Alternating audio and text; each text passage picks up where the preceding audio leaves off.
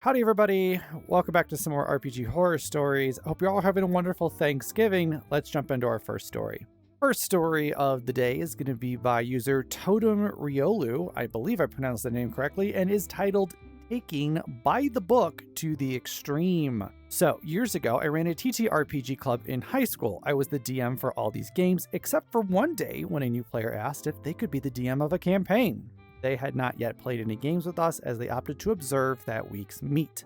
Let's call this person, for their privacy, Charlie. I was delighted to hear this at first, as it meant I could play for fun and not have the story spoiled, because I would normally know as a DM.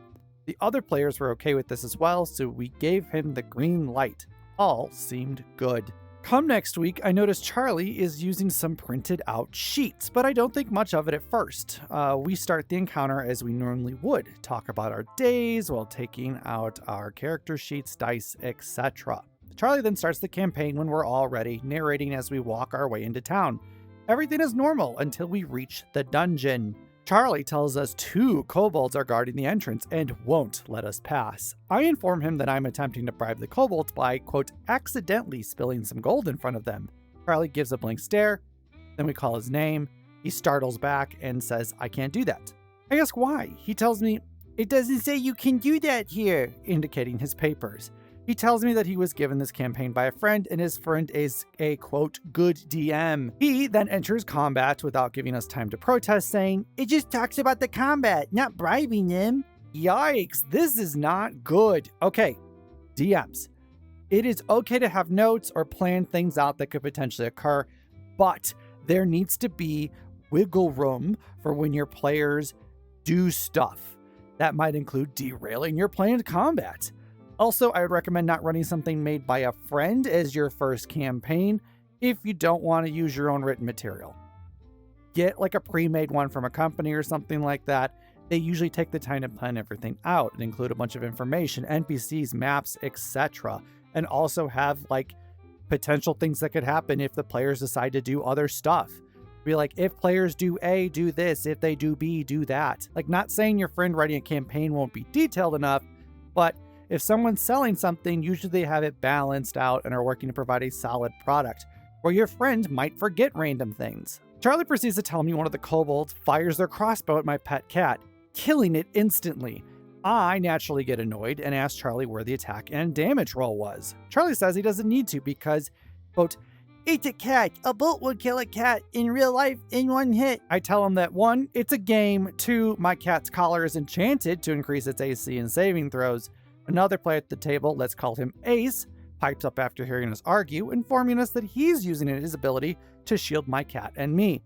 Charlie once again gets a blank stare for a while, then slowly informs Ace that he can't do that because the paper doesn't say that anyone can shield others. I don't think Charlie should be DMing. They're freezing up when having to consider literally anything that isn't written on their script. Charlie needs to give a little here. The players are trying to interact with the world, and if you keep shooting their ideas down, they will not play. Also, auto-hitting players or their familiars can be a bit sketchy depending on the circumstances here. Deck save kind of stuff notwithstanding. I'm talking like somebody shoots a bolt at you or something like that. Like, part of the fun and dynamic of games like D&D is the story that the dice help tell. It'd be one thing if this cat was sitting next to a bomb that went off. It's another thing where an enemy is actively attempting to shoot at the cat. Now, in the instances where pets are a thing that players have, I try to clarify some stuff with my players. I ask if they want that pet to be a combat pet or more of a story or RP sort of pet. If they want it to assist in combat or flip switches and stuff during a combat, they may be fair game to be shot at. If not, they magically disappear and are not touched by any of the enemies. Because it can suck for your adorable little fur ball to get blown up by a fireball because it literally has only 1 HP and you weren't considering it when you walked into a room. I ask Charlie if this is an on-the-rails campaign or if our choices/roles actually matter. I tell him that being a DM means giving more freedom to the players, not going by the book 100% of the time, as you cannot accommodate the infinite outcomes of roles/choices of players by going by the book. Charlie then forcibly slams the papers down, folds his arms, and shouts, "Fine, if you don't want to follow the rules, Needless to say, he was not allowed to DM at the club ever again. He eventually got kicked from the club for repeatedly annoying the others by referencing the player's handbook, such as, "But that item isn't in there. You can't just make it up." And "that ability isn't in here," for custom-made shops, drops, and encounters. Charlie is a rules lawyer to an extreme. Not following a script does not mean you are not following the rules. You're just not following the novel that his friend wrote. I can understand kicking Charlie later. A bit surprised a D&D club, TTRPG club can do that though. Other stories I've seen that involve these sort of clubs, usually that like isn't an option, they kind of note. So I'm a little shocked there. That's good. Anyone that is a rules lawyer to that extreme personally would get on my nerves as well. Like, I'm all for following the rules. I think the rules are great. They're laid out to kind of help guide you and tell you how certain situations are going to be, and they help to make things consistent. But I do also enjoy getting to allow my players to do rule of cool stuff too, as long as it can like make sense within the world. Charlie's need to follow things to the letter is ruining everybody else's fun, so it makes sense he would need to find another club or table to play at. Before we hop on to our next story, if you have not, please do follow me at twitch.tv/VanDavy. Links are in the description down below. I stream a variety of stuff throughout the week. I would love to get to hang out with you, talk to TRPGs, how your day's going, whatever. Please do come hang out in my Twitch chat. Again, links are down in the description. Next story though. Next story is going to be from user OllieC94 and is titled "The DM Tries to Make My Gay PC Sleep with a Succubus." Backstory here. Been playing with this table for about 4 months now, all was seemingly going great up until a few days ago. The setting of this world was a quote dark fantasy, but we as the heroes of the world, Jesus, were never the perpetrators of anything terrible. In my opinion, it was the right way to handle a gritty setting. We would spend sessions going around helping to free slaves and rescuing victims of torture camps, etc. We always felt like the heroes bravely standing in the face of injustice. My character, a human warlock pact of the Fiend, was gay. It had never really come up in the game before, as this wasn't really a romance-heavy table, but it had been written into his backstory since Session 0 with mentions of having ex-boyfriends. His backstory, as it has some relevance, is that he made a deal with a mysterious demon who he didn't know after his family was killed and he was on a mission for revenge. Yada yada, very normal edgy D&D backstory. There were 3 other PCs at this table, all who seemed like decent enough people. I joined the campaign through one of my friends who was a PC and had never met the DM before, but he seemed like a normal enough guy. Alright, this sounds like an interesting world and setting. OP has clearly labeled their preferences here. Hopefully they clarified any do's and don'ts with the DM prior to starting their time in the campaign, or got the lowdown from their friend before they started in the campaign, just so they're aware of like kind of what to expect. Here's where the story gets weird. Last session, we were doing some investigating of a, quote, demonic presence in a small town in the woods, and after some digging, discovered a small group of succubi living in the mayor's basement. All is well so far. We venture down into the basement and start a fight with the succubi, and it's going fine until the DM mentions that the, quote, leader of the succubi uses the Draining Kiss ability on me, and mentions I, quote, feel a connection beyond something just magical. Huh. Weird. My first thought is that I'm about to slaughter the succubus anyway, so whatever that weird comment was, it won't matter in about 5 minutes. But then he starts making me, just me, make charisma saving throws, even when I'm not charmed by her anymore. If I want to attack her because, quote, I just can't bear hurting that pretty face. Okay, this part might need some explaining from the DM. Perhaps there's a homebrew ability at work here that stops them from attacking the succubus after they've been charmed. But this is walking a bit of a fine line if you're going to make a PC become sexually attracted to that succubus, and that PC does not find more feminine characters to their liking. This would be a quick fix though. Perhaps the succubus can transform to suit their preference, or it's now an incubus instead. Or the DM kind of, in lore, can explain, hey, what you're feeling is the charm effect still wearing on or something like that. Or like something. Give OP some reason why they'd still be making these saves after they've been charmed. Because generally, with a lot of charm-based stuff, unless the spell in particular describes it, and we get into a weird area when it comes to monster abilities and like charm, is like, Usually with a lot of spells that have charm in them, the person who was charmed is aware that they were charmed after the fact, unless it was a very high level, like magic of some sort. Now that could be different here because again, this is a monster ability and not a spell ability, so it gets a little fucky-wucky when that happens. But there needs to be some sort of explanation for OP here on why this is still happening. Because otherwise it kind of feels like a gotcha, and that can also feel really bad on top of being forced to be attracted to something your character is not. Well, the fight continues until the leader is the last one standing, and that's when the DM, as the succubus, drops the bombshell that she's purposefully lured our party to this house because she is my warlock's patron and has a deep obsession with me and has fallen madly in love with me. The DM then gives my character an ultimatum. I either have to sleep with the succubus to maintain the deal I made with her, or my character will lose his pact and have to start over as a level 1 fighter. Nope, no, this is not cool. Unless romance or forced romance was discussed prior, something that people are okay with, even in a grim, dark setting, it is not okay to force this on your players. Some people have unfortunately been in situations where they were sexually coerced into something they might not have wanted to do, and this could end up bringing up some unwanted feelings.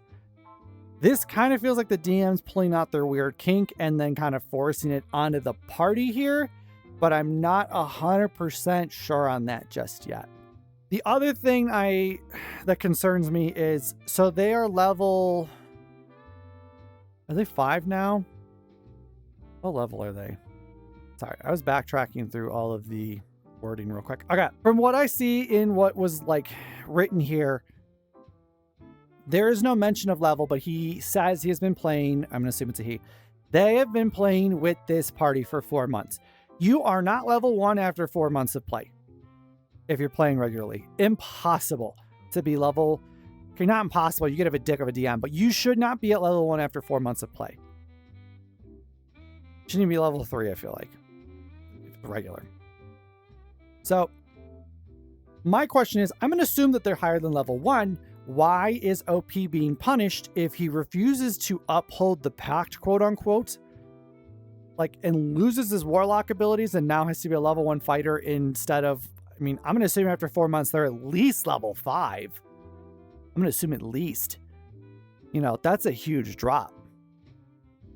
And that's super unfair. At this point, I'm trying to argue above table that this is unfair and that he knows it would be out of character for him to go through with this. But my DM is saying that it's, quote, time for the party to experience some of the horrors that the rest of my world has, which is insane. I tried to remind my DM that my PC is gay and even tried to convince him to have the succubus shapeshift into a male form, but he argued back that, quote, a demon as powerful as her wouldn't take requests from mortals. So I was struck. Excuse me. So I was stuck. This really sounds like the DM forcing their weird kink on the party, or this DM is trying to force the gay PC to do something on purpose for some weird homophobic reason.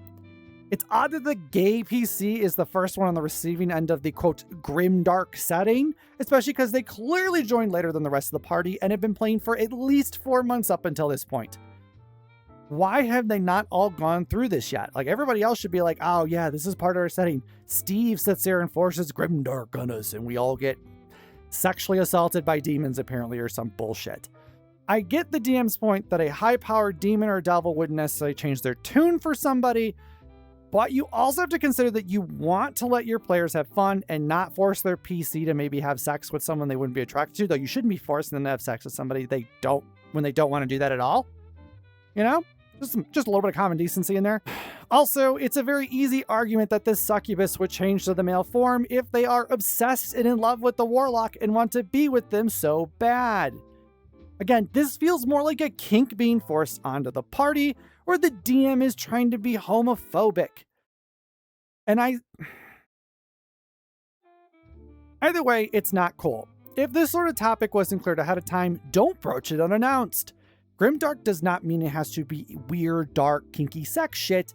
It means the overall tone is dark. Warhammer 40k is a great example of grimdark. A hellscape future where there is only war, where religious zealotry is the norm and expectation, and those in power hold onto that power with an iron fist and think of the common man as a cog in the war machine that they are desperately trying to keep going to hold onto their power. Like, yes, sex does occur within 40K, but it is not like all of the stories within that are like, hey, let's talk about somebody getting sexually assaulted by a demon. No, a lot of it is, it's examples of just religious zealotry and like kind of fascism and just this world that is just so dark and grim and not worth living in, and that like everything is hopeless and just it's just nothing but war and death and destruction. Like that kind of grimdark. This is the point where I stood up and told the DM that I think our visions for my character do not align and that I was going to have to leave the table. He started backtracking and trying to convince me that we could make it work, saying I just, quote, had to trust him with this story, and that, quote, everything will work out, but I've got to just power through this section. But I was just done at this point. I walked away, and the last thing I heard was him calling me a pussy as I walked out his front door. All right, bad DM. Bad DM. I get the, quote, trust the process stuff or trust me with the story, but one, that has to be earned, and two, it has its limits. If your player is clearly not comfortable with what is happening, you need to shift. This is not a case where OP needs to trust the story. This is the DM backtracking because OP isn't taking their shit, and OP doesn't want to be forced into their weird kink or have weird homophobic shit forced upon them. To be honest, good for OP for walking out. There's a line in the sand. They know where it is. They're upholding it. You should not be forced to sit through shit like this if it's happening to you. If you are at a table, like right now, I don't know why you're watching a video right now, but if you're in this situation and you are not comfortable, you have the absolute right to walk away. You are not ever forced to sit down and play D&D or a TTRPG and you are not having fun. If you are not enjoying yourself, if your DM is forcing their weird kink onto you, you have permission, and I don't need to give that to you. You need to know that you have that to walk away and not be forced to play. My friend texted me later and said that the DM continued to insult me as the game went on. They finished out the session, but have also decided to leave after that ordeal. Moral of the story, never let your DM design your Warlock's patron for you if he says he has a, quote, really cool idea at session 0. Do not listen. Okay, I'm glad the friend walked out as well. I personally would have. DMs being a dick here. I don't necessarily agree with OP's moral. I think really the true moral is don't force your kinks onto other people and or don't force your characters to do sexual things if they aren't interested in that. I think DMs can help craft an interesting patron, especially one that works with the world or story being told. That process, though, should be collaborative, where both player and DM are okay with where it's going and how it looks. Also, please make sure to go over what you are okay or not okay with in your games, people. Even if you don't think people are going to cross over some weird sexual line, just touch base on how it's a non-starter. Our last story of today is going to be from Eric, God of Metal, and is titled Conflicting Feelings on a DM. So as the title says, I'm a little conflicted on a DM I have. It's a very homebrew campaign with a pirate theme. The problem is the DM has told myself and other players he doesn't really plan his sessions. He kind of just makes it up as he goes, and it really shows. We go to islands with the same general theme of shops, people, and that's about it, as well as setting descriptions are nearly none. He says we have arrived on this island. That's the end of the sentence. We have to ask for more detail. We have just turned level 5 with not much of a goal or any semblance of what we are fully trying to achieve. Each of us have a backstory that he is trying to hone in on, but at the same time he's not. Currently my character's backstory came up with a looming threat over us that hasn't been addressed at all in a good couple sessions. On a player note, he also has a teenage kid that, is barely interested in what's going on constantly. He doesn't know how to read his character sheet, and we have to keep telling him what dice to roll and what check he is making. On top of this kid also keeps getting some shed of spotlight and abilities and items that not a lot of us get. Recently got a resistance to acid damage because he has a pet mimic. He was just told he has this. No build up, just, you have this now. And another player, who is the DM's best friend, has been not really telling us what his class is, and he's basically given enough description that he is a sorcerer, but says, nope, I've not always been a sorcerer, and has recently used ranger abilities, and we, even as players, don't know what's going on with this character. Couple different things going on here. Some DMs like to be very improv based, and it's an important skill to have, is the ability to improv. I personally like to have an idea of an overarching story and let the minute-to-minute stuff tend to be more improv if needed, because I personally cannot account for what my players are going to do sometimes. It is okay to have generic shops or stores, but it can help to add some character in there. Have at least like one special thing in a city or island. You know, don't just have like everything be the same. If your players want more descriptions of where they are, have them roll perception to get more of an understanding, get them involved. If you're not very good at descriptions and it happens, that is okay. Just try to describe different things. Don't just focus on the visuals. Talk about smells. How does it feel? You know, for example, parties in a graveyard.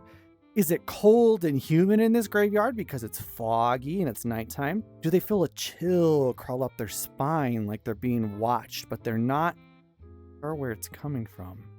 What does it smell like? Is it damp? Does it smell like freshly dug up earth, perhaps noting that there might be dug up graves nearby? There's a ton of different things you can describe without talking necessarily about visual descriptors. And this is a way to increase how your players are seeing the environment and kind of perceiving it around them. The DM here, though, is clearly playing favorites with their kid, which sucks and makes the other players feel left out. The kid should, especially as a teenager, have some idea of how to read their character sheet. It's rude to not take the time to learn how to play. Now, I could see, I'm going to create a situation here. I don't know if this is the case. Perhaps the teenager has a bit of a learning disability. I don't want to just assume that because they can't read their character sheet, they have a learning disability. And I'm not saying because they have a learning disability that like that's the thing, but perhaps the parent is playing more of a favor to them and maybe helping them along a little bit more because of that, and is trying to help like utilize TTRPGs as a way to like get them involved socially and stuff like that. I think TTRPGs are a really good way to be social if you're not much of a social person. Like, I'm not really the type that likes to go out. I don't want to hang out with 100 people at like a bar or something like that. It's not really my thing. But I really like playing TTRPGs, even if it's with random people or new people, because it's a nice, you have something to kind of bond over, is that love for it. You've got something going on, so you have something you can focus on, and then you can kind of chit chat about stuff during a little bit of downtime. And you have an activity that you enjoy doing. So I like it. It's a really good way to socialize with groups of people because you have this naturally social activity. You have to collaborate on a story and the world and everything that's going on. Now, a player not mentioning their PC's class, this is a weird thing. So it can be fun to have something be hidden like this, but also the party should have some idea of what their party member is after a while, even if it's to help plan how to combat or RP encounters or something like that. Now, perhaps in this instance, this player is multi-classing into Sorcerer and Ranger, which is why they are part Sorcerer or part Ranger and how they do abilities and stuff. Or this is a weird homebrew class. Hopefully they aren't changing their character's stats constantly, as that can be annoying and that can get in the way of the game. On this next part, it's more the favoritism on these players I've talked above. Our DM has given us some unique homebrew items with varying levels of power. Nothing too much as of now, but the player above I spoke of has a weapon that has unique gems that give elemental damages. He's found a good number of them now, and the teenager who's playing a monk has a lot of items and abilities that not all of us have as of yet. When we went down to a town to buy some magic items, it was hard for two of us to walk away with uncommon items, and it was only one item each that we were looking for. While later the NPC cleric was able to get a staff of healing. Are we sure that's not a DMPC? That sounds like a DMPC. As a sorcerer, I got a headband of intellect, and my friend was able to get a wraps of unarmed prowess at +1. Now, part of the problem is that he's giving us a lot of money, and magic items and enchantments so far have been super cheap. So I'm wondering, what do we spend money on if finding items to help boost us is so hard? Okay, that paragraph to me was a little confusing, kind of going through it, and perhaps it made a little more sense to you guys as you read it to yourselves. Okay, so it sounds initially like they were complaining that they could not find magic items, but then they also noted He's giving them a lot of money in magic items and enchantments, and everything's kind of cheap, so they're not sure how to spend their money. Not 100% sure on that. Maybe it's that they want maybe the same level of items that the other two players are getting. My recommendation here: talk with your DM or try to find ways to spend that money in lore if your issue is trying to get more like ways to spend your money. Your adventurers probably live a very hard lifestyle. So, maybe they want to drop that money on booze at the bar or go gamble to relieve stress or something like that. Or perhaps you've been on the road for weeks and weeks and weeks and you want to go chill at a bathhouse and spend a bunch of money on fancy perfumes and soaps and whatnot and hot, water to wash off the weeks of grime that you've accumulated from being on the road. Perhaps your character wants to start a business, or maybe they want to donate money to charity if they're a cleric or something like that, or they have family back home. Sometimes you need to find use for your well-earned gold that isn't dangled in front of you by the DM. If you want more magic items though, talk to your DM. Perhaps they need that feedback to realize like, hey, these two PCs are kind of always getting the cool items and abilities and loot and stuff, and we want to know like, what do we need to do for our PCs to also get the same? Because the DM may not realize that they're playing favorites and that is having some effect on the rest of the party. They may not realize that. I don't know why they wouldn't, but sometimes people are a little blind to stuff. To sum up, we are level 5. Our DM doesn't have much direction or planning for the sessions, and I feel there is some favoritism between the one player and the teenager kid. I just want to know if this kind of campaign is worth staying in. Another player is thinking on leaving if this situation doesn't improve. I am thinking about joining him because he's one of the few forces we have to try to move the story along, and the only other player is a new player I brought in to try the game out, and I would feel bad even though I know if I left, he would leave too and has similar feels as myself and the other player. I just would like to know how to handle this. The DM has been talked to multiple times by one player about these problems and more I can't think of at the moment of typing this, and so far not much has changed. If you are not the player that talked to the DM, talk to your DM. Let them know your concerns. If multiple voices are raising a concern, they shouldn't ignore it. Though they really shouldn't ignore it if one person's voicing those concerns, but multiple definitely should scream something out to them. If they don't fix it, you have multiple players that will leave and are interested in the kind of D&D you are. All of you should then instead band together to form a new table. One of you can decide to be the DM, so you can pre-plan everything out ahead of time that you are wanting to have happen, and you can then have the game that you want to have. It's unfortunate, but you shouldn't force yourself to play in a game you're not having fun in. It's okay to realize that this game just may not be for you, and if it isn't, it isn't. So gather those you would want to keep playing with and move on to a new table together. Probably the best response here if your DM's not going to change their ways. Alrighty, everybody, thank you guys all for hanging out. That is going to be it for today. Happy Thanksgiving once again. I hope you all had a wonderful, wonderful Thanksgiving. If you haven't yet, please remember to like, subscribe, and follow me on Twitch. Links are in the description down below. I would love to know your thoughts on any of these stories. Have any of you played in a TTRPG club in high school? We never had one at my high school, and I'd be kind of curious if that's something you guys encountered, and if so, were you allowed to boot people? Like, how was that set up? I'd love to know your thoughts on that or any of the stories we talked about down below. Other than that, I will see you in the next one. Bye, everybody.